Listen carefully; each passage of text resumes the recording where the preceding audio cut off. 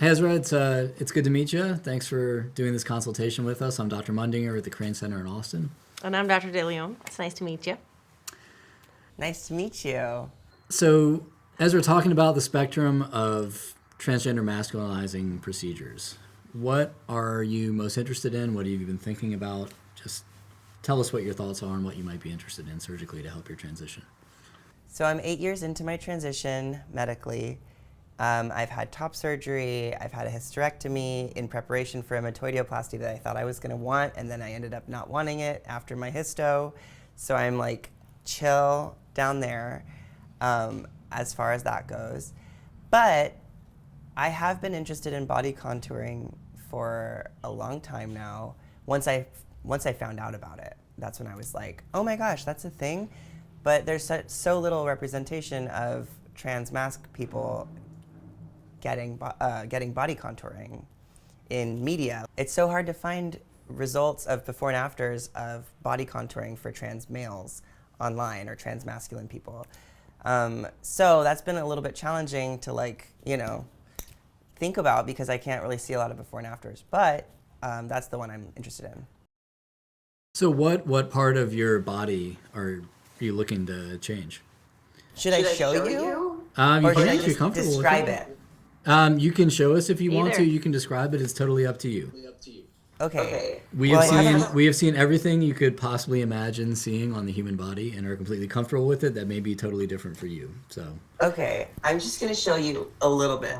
So it's really like, I actually have a pretty slim frame, but it's because I work out excessively because where I gain weight, it makes my hourglass shape more hourglassy. So I like to keep the weight off as much as possible, but I kind of feel like it's a little bit unhealthy, the way that I go about keeping my dysphoria at bay, and I'd rather have a surgery so that I don't have to do that, you know? So basically, I guess I don't really have to show you. It's mostly just the love handle area and underneath my belly button where that like little, you know what I'm talking about, that little pouch that just doesn't go away. And then like right underneath my butt on the sides. That's like, those are the areas where the second I start gaining weight, that's where it starts.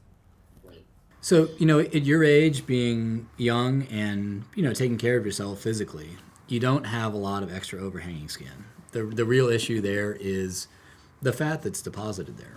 And the way we most commonly deal with that, and it's what I'd recommend for you, is to do liposuction of those areas. Liposuction involves taking a suction cannula and basically sucking out the fat in specific areas that are problem areas. The nice thing about liposuction is that it's relatively easy. It's a relatively easy recovery. There's a lot of ability to kind of fine tune exactly what the contour is. And it doesn't remove all the fat that's there, but those fat cells that are removed are off of your body and they are out of the picture. So even if you gain weight or lose more weight, the fat cells that have been removed by the liposuction technique are not in play anymore. They will not respond to weight gain and weight loss because they're no longer on your body. And what you're describing is, I would say, very common for a lot of trans men. The shape of buttocks in men and women is very different. And those areas you described, the sides of the hips, the under buttock area, sometimes the inner thighs and kind of the upper flanks in the back, they're just more rounded in trans men. And if you look at cis men, there's kind of a clear delineation where the back starts and the butt starts, and as you go farther down, where the butt stops and the posterior thigh starts. For patients that are heavier set or who've had a lot of weight gain, a lot of weight loss, you can only do so much with liposuction. And for a lot of those patients, the discussion then kind of segues into not just removing the fat, but actually taking a pinch of skin as well with the fat. Because once you kind of realize you need to take out a certain amount of fat, it's like you deflate all the air from a balloon and you can actually cause the skin to sag more. And if you're already dealing with that situation at the outset, you need to remove that skin to achieve the same contour. And just like we've talked about with top surgery, the goal is to put those incisions, if you need to have skin removed, in natural creases like the under buttock crease, the lower back crease, so that they're as inconspicuous as possible and can be, at the very least, covered up with standard clothing. Cool. Yeah, that is something that I am very interested in.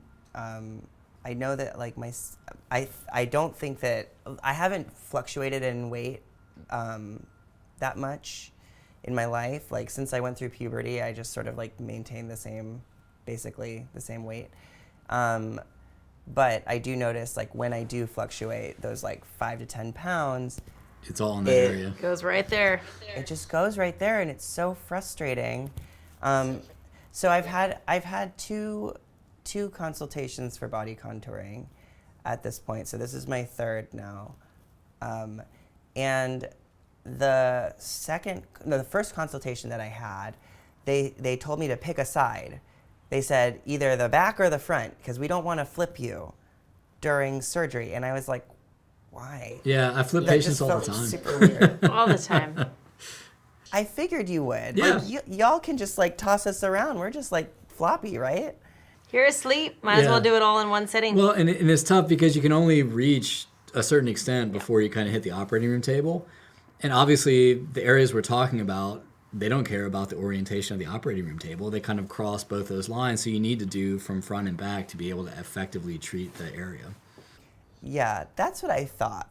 So I was a little bit confused when they were like, we don't want to flip you. I was like, I don't want to pick a side because I have issues with both sides, front and back. And so then I was like, okay, they're not the surgeons for me, and I'll move on. And so I went to a different consult, and they also were like, what? That's weird. Why didn't they want to flip you?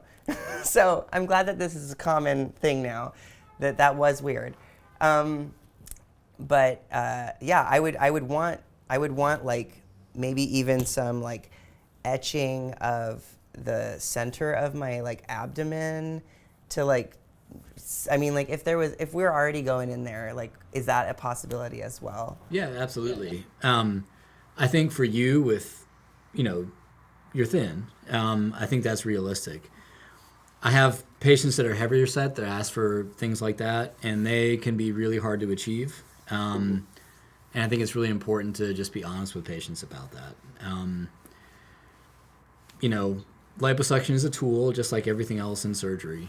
And sometimes that tool works better for a given situation than in others. I have a lot of patients that are obese. I think it's okay to do liposuction for those patients. I have some patients that are obese and need skin taken off, but everybody's different. And just doing liposuction alone, I think probably for half of the patients that I see, is not really going to achieve the results that I know the patient already has in their mind when they come through the door.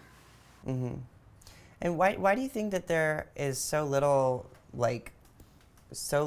data available online for trans men to research body contouring? It's a really interesting question. I think that a lot of those procedures are being done by plastic surgeons in private practice whose focus of the practice is not on transgender surgery. I think probably a large majority of those people are not interested in doing transgender surgery.